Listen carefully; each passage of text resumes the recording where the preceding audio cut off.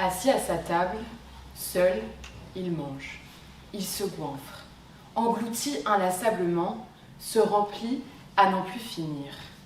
Il mange le matin, la nuit, les jours, les années, les instants. Chronos mange la vie. Le dieu du temps est un ogre affamé qui s'en nourrit depuis toujours.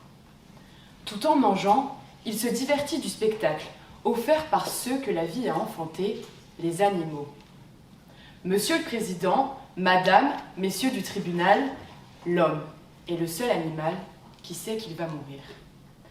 Là est sa plus grande faiblesse, car pendant que le chat s'occupe à courir après la souris, l'homme, lui, court après la vie.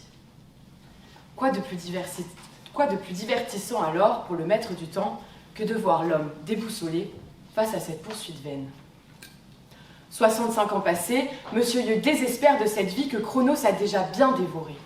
En effet, il aimerait trouver quelqu'un avec qui partager ce qui lui reste d'elle, mais en vain. Il accumule les refus du fait de son âge avancé. Plus encore, le métier de ses rêves est passé sous son nez et pour cause. La jeunesse le lui a pris. Enfin, son fils bien-aimé subit les moqueries de ses camarades parce qu'il a un père qu'il juge beaucoup trop vieux. Alors, comment résoudre ces problèmes ? Il réfléchit et soudain, il est frappé d'une grande idée. Il va oser défier le temps. Monsieur veut changer son âge. Face à cette demande, il incombe au ministère public de rappeler plusieurs choses. Vieillir est un facteur naturel de la vie. C'est le cours de chaque élément qui la compose.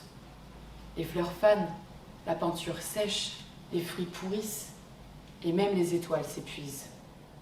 On ne peut pas avoir d'emprise sur le vieillissement, donc on ne peut pas avoir d'emprise sur l'âge, parce que tout est destiné à s'épuiser, l'homme le premier. L'homme ne peut pas toujours tout contrôler, et s'il y a une chose qu'il ne pourra jamais contrôler, c'est bien sa naissance. Car c'est bien à partir du jour auquel on est né que l'on existe, pas avant ni après. Si Lévi veut changer d'âge, il faudra donc modifier sa date de naissance. Or, c'est impossible. Monsieur le Président, Madame, Messieurs du tribunal, c'est impossible parce que l'on ne peut pas modifier le moment où il est né, puisqu'il appartient au passé. C'est impossible parce que lorsqu'il aura 45 ans, au fond, il sera tout de même né il y a 70 ans. C'est impossible parce que s'il meurt à 65 ans, au fond, il aura tout de même vécu 90 ans. C'est impossible parce que son corps va tout de même vieillir. L'âge et le corps sont liés. Alors, chère contradictrice, Lévi a un ressenti et une allure de 40 ans. Mais Lévi ne pourra jamais lutter contre le vieillissement, contre la diminution de sa force musculaire, contre les rides. Ah si. Maintenant, il y a la chirurgie. Mais elle ne peut pas modifier un cœur, des reins, des poumons, des muscles qui travaillent depuis des décennies. Il est normal que les organes se fragilisent avec l'âge. Mais malgré tout cela, Monsieur Lieu se dit on peut changer de nom, de genre, alors pourquoi pas son âge ? L'article 61 du Code civil dispose que toute personne qui justifie d'un intérêt légitime peut demander à changer de nom. L'article 61-5 du Code civil dispose que toute personne, majeure ou mineure, qui démontre par une réunion suffisante de faits,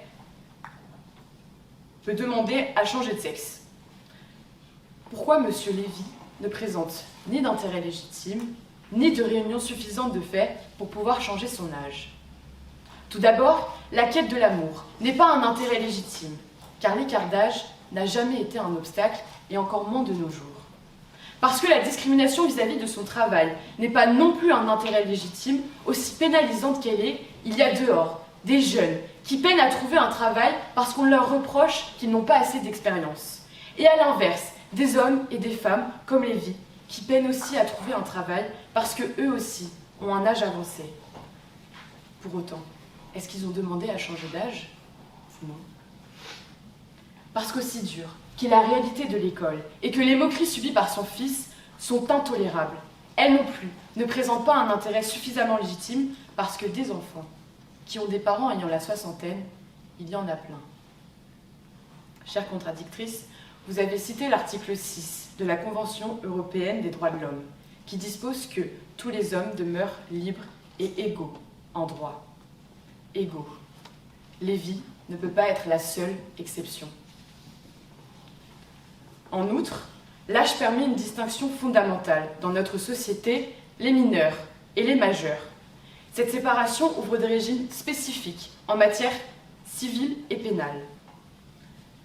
Dans l'hypothèse d'un changement d'âge, il conviendrait donc que ce changement s'opère dans les deux sens, que l'on puisse se rajeunir ou se vieillir, parce que le refus d'opérer l'une des deux pourrait être perçu comme de la discrimination. C'est là qu'il y a un problème majeur qui mettrait en péril notre société. Monsieur le Président, Madame, Messieurs du tribunal, si on accorde à Lévi la modification de son âge, cela veut dire que vous autoriseriez des enfants de 13 ans en avoir 18 ? Ou que vous laisseriez des hommes, ou des femmes d'ailleurs, de 25 ans en avoir 15 ? Et puis comme ça, si un jour ils ont des relations avec des mineurs, ils ne risqueront jamais d'être poursuivis puisqu'ils seront considérés comme tels. Comment savoir si un homme ou une femme est réellement motivé par de bonnes intentions ? Demandez à Roman Polanski s'il n'aurait pas aimé avoir 15 ans. Il est là, le danger, sous nos yeux. Et le ministère public ne peut se résoudre à mettre en péril une distinction si primordiale qui permet d'assurer équilibre et sécurité. Et puis, si Monsieur Yeux veut vraiment trouver l'amour, le site de rencontre Disons Demain est le plus recommandé pour les célibataires de 50 ans et plus, et est même noté 4 étoiles sur 5. S'il préfère les femmes plus jeunes que lui, qu'il ne désespère pas, Mick Jagger et son épouse ont 44 ans d'écart, Johnny et Laetitia Hallyday en avaient 32, et des exemples comme celui-ci, il y en a plein. On peut toujours trouver chaussure à son pied, et les hommes les plus âgés ont le plus souvent attiré la jante féminine. On intéresse toujours quelqu'un quelque part, il suffit simplement de le trouver. Alors, aujourd'hui, on ne peut pas céder aux caprices d'un homme qui vient d'entrer dans la fleur de l'âge comme des millions d'êtres auparavant, et qui se rend compte seulement maintenant qu'il avait vieilli et que la fin était proche.